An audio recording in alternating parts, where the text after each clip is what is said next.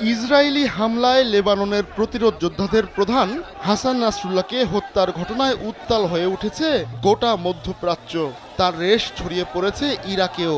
শনিবার রাতে হাজার হাজার বিক্ষোভকারী নাসরুল্লাহর হত্যাকাণ্ডের প্রতিবাদে বাগদাদের রাস্তায় নেমে আসেন।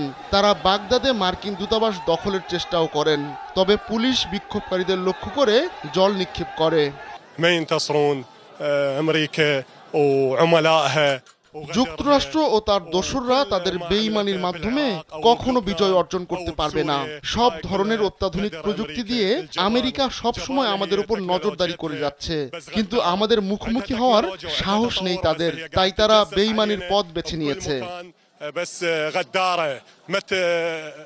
এলো ভিশন মুশকিল আসান অফার। যে কোনো ব্র্যান্ডের পুরনো ফ্রিজ নিয়ে চলে আসুন ভিশন শোরুমে আর নিয়ে যান নতুন ভিশন ফ্রিজ 20% পর্যন্ত ছাড়। শুক্রবার লেবাননের রাজধানী বৈরুতে বিমান হামলা চালিয়ে নাসরুল্লাহকে হত্যা করে ইসরায়েল। বৈরুতের দক্ষিণাঞ্চলীয় শহরতলিতে চালানো ওই বিমান হামলায় সহস্রাধিক ব্যক্তি নিহত হওয়ার খবর নিশ্চিত করেছে লেবাননের স্বাস্থ্য মন্ত্রণালয়।